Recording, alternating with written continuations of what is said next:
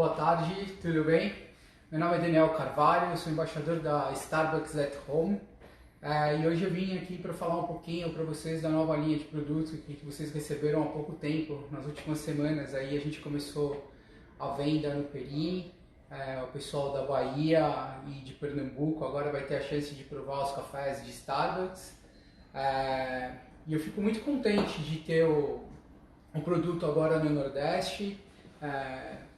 Eu acho que é uma marca que todo mundo espera muito como uma aspiração de consumo, né? E não só pela marca, mas pela qualidade dos produtos. A gente está indo para o mercado então hoje com 3 linhas. A gente tem uma linha específica só para torrado e moído, que é para a gente fazer no coador. Convido vocês a assistirem às outras lives que a gente vai promover a respeito de como fazer um bom café no coador. A gente sempre separa a linha de produtos de Starbucks muito dentro do perfil de torra. Mas o que é o perfil de torra? O perfil de torra nada mais é o tempo que a gente leva para torrar esse café. Eu torrando esse café menos, eu tenho uma bebida com menor intensidade.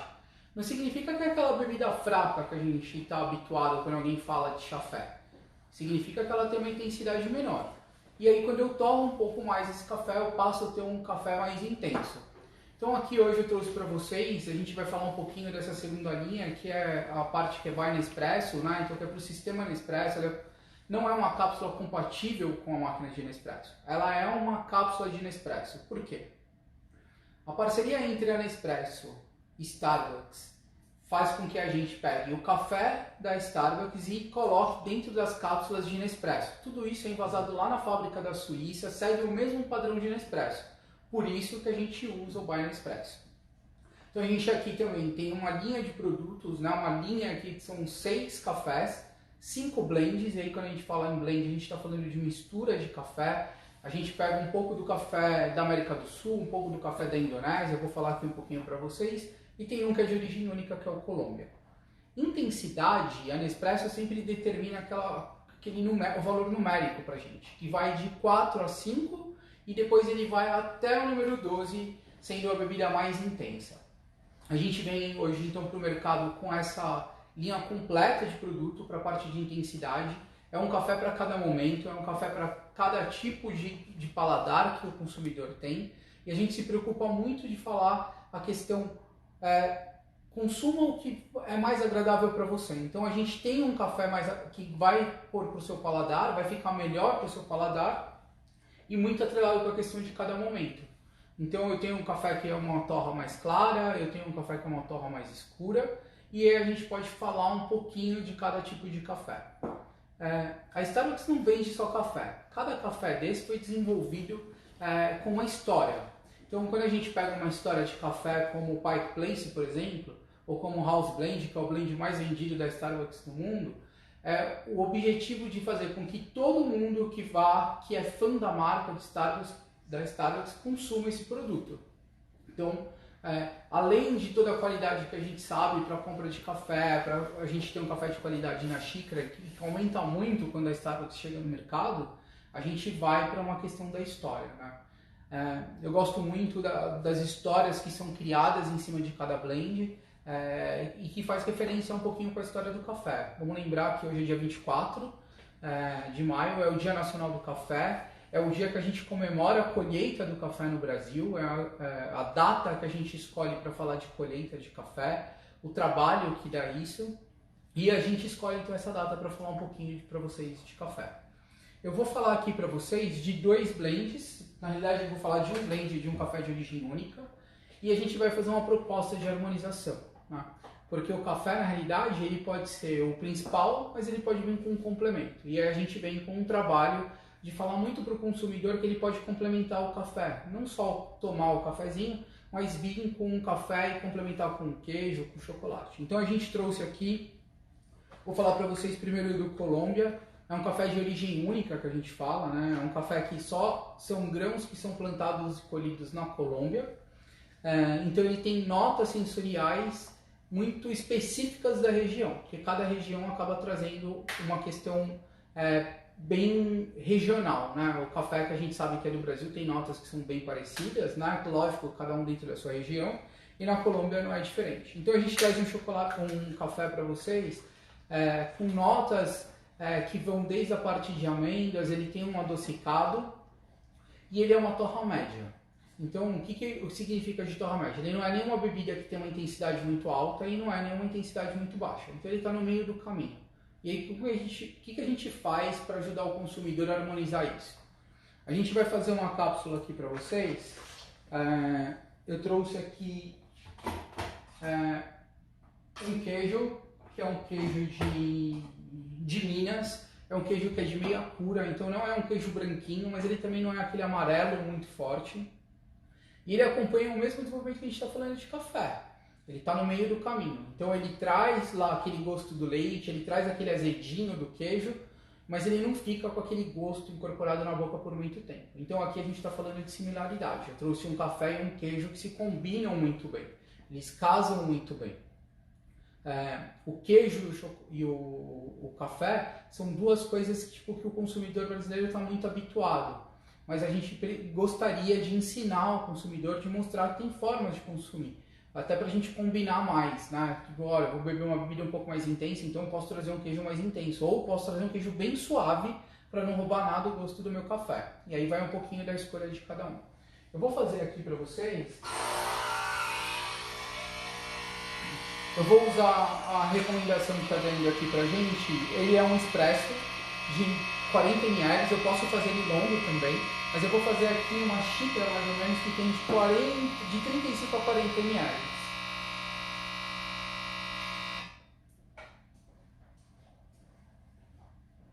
Vocês podem perceber que eu quase enchi a xícara, tem uma presença de crema bem densa, que é uma característica desse tipo de café. O café expresso, na realidade, ele é um café que traz essa crema, e todo café expresso, no caso para o sistema Nespresso, traz intensidade. Quando a gente vai lá para o sistema Dolce Gusto, a gente também tem uma linha de produtos com 3 cafés e 3 lattes, a gente traz uma bebida que também é expresso. Muda só a questão da máquina, como que a gente faz essa extração. Mas a bebida aqui é uma bebida de café expresso, é sempre intensa.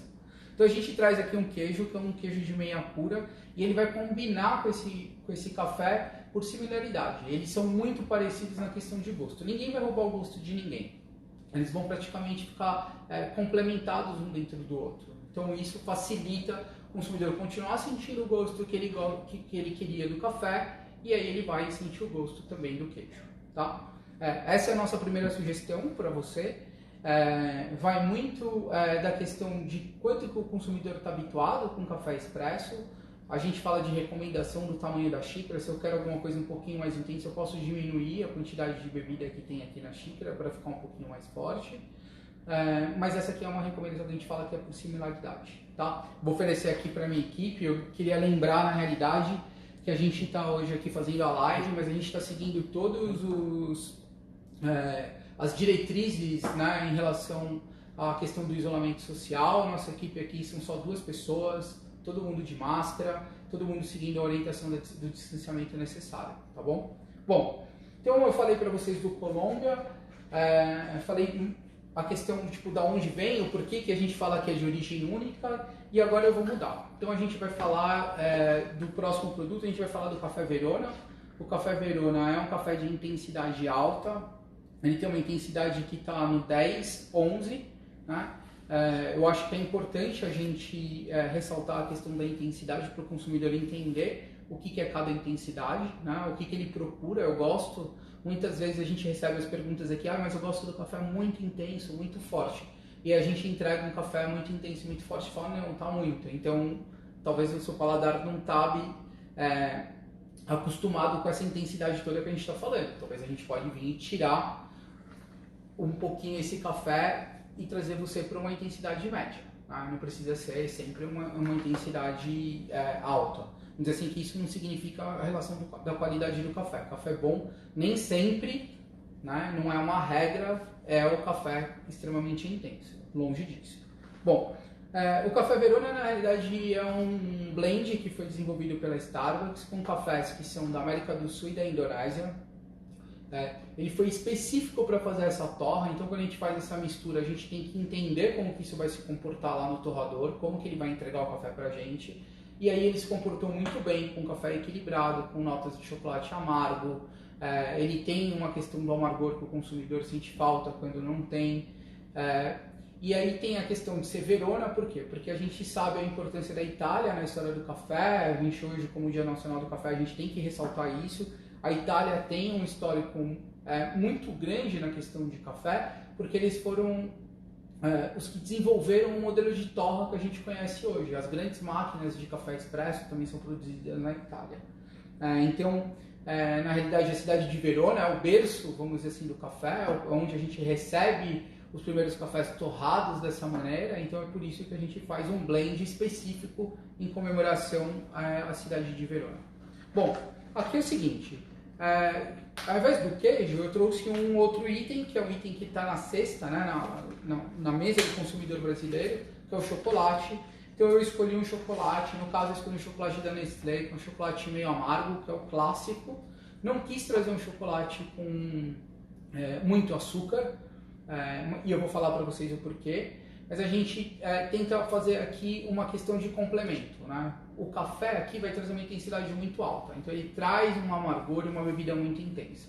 E aí eu venho então e trago um chocolate para cortar um pouco isso, para diminuir um pouco essa sensação de amargor, de peso na boca, de retrogosto muito longo, como complemento, né? Então esse chocolate que eu estou usando é um chocolate meio amargo. Poderia aqui no caso ser até um chocolate ao leite, mas eu não quis por uma questão de tocar no assunto de como adoçar o café.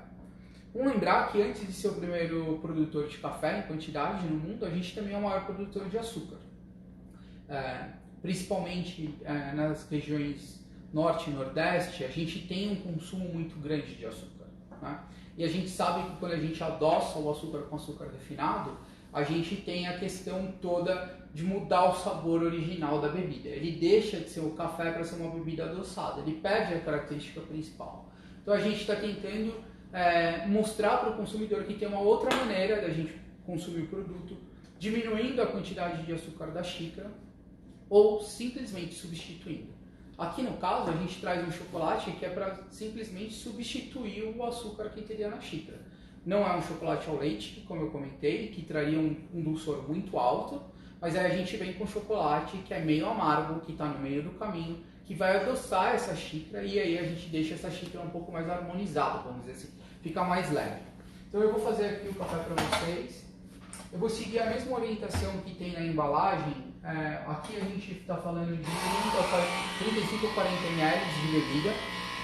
Lembrando que as instruções que vêm nas embalagens que estão dispostas aqui, onde falam de intensidade e quantidade na xícara, elas são uma recomendação.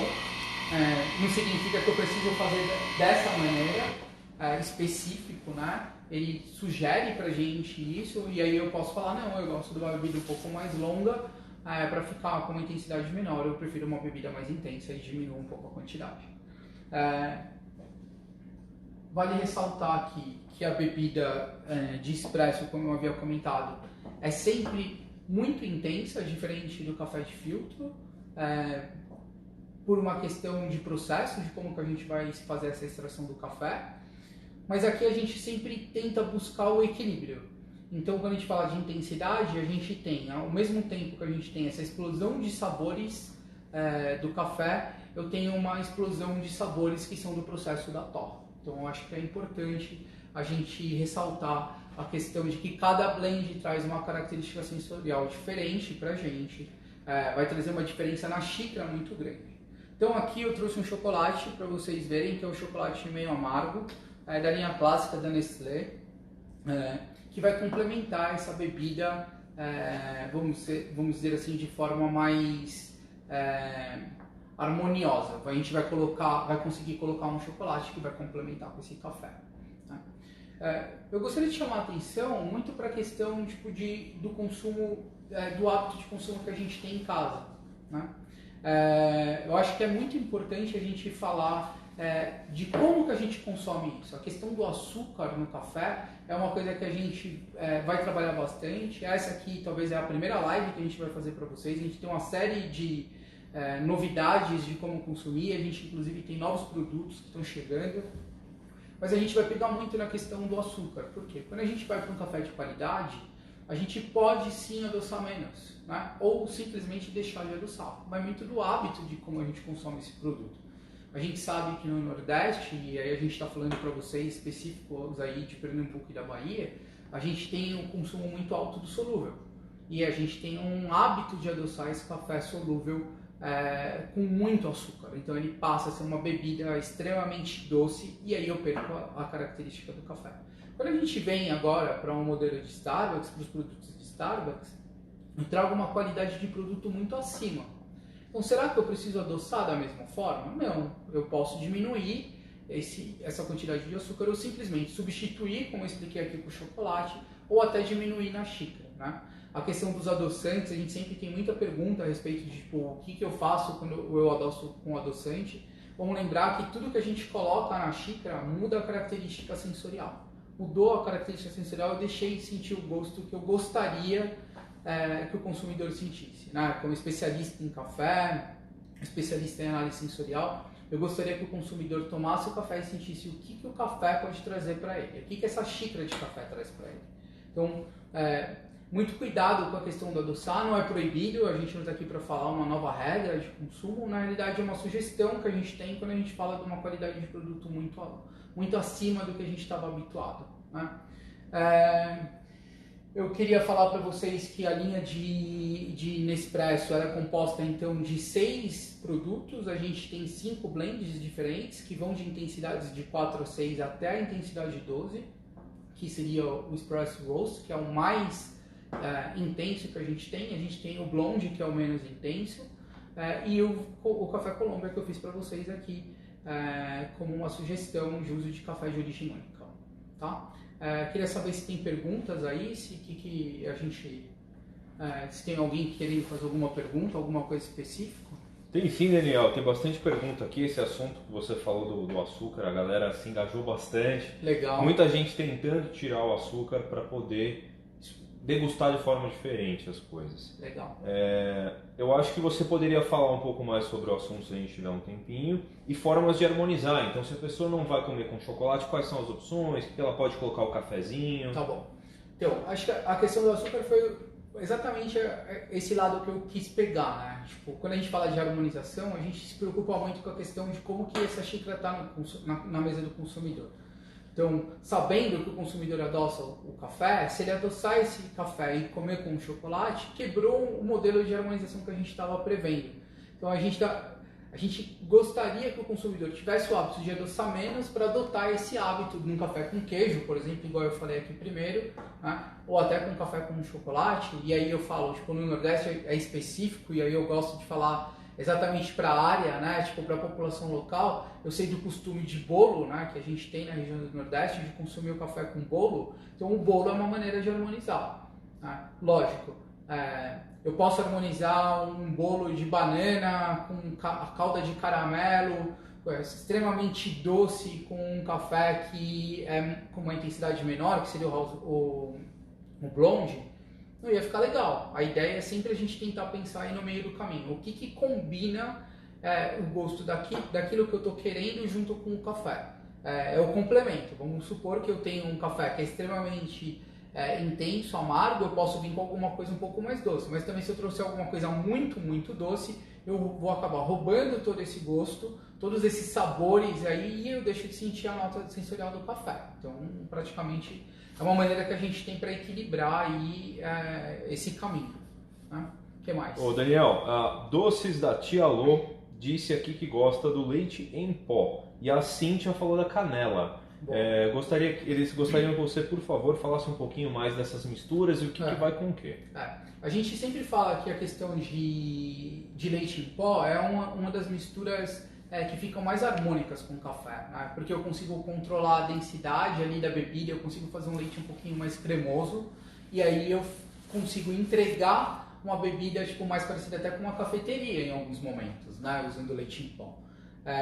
Eu sou usuário do leite em pó, gosto de fazer bebidas com leite em pó, então tá super dentro, principalmente para o sistema Nespresso, que é só café, diferente do sistema do Gusto, que ainda entrega algumas bebidas, né? A gente tem 3 bebidas específicas com leite, mas aqui combina super com leite em pó. Canela, cardamomo, especiarias em geral também vão muito bem.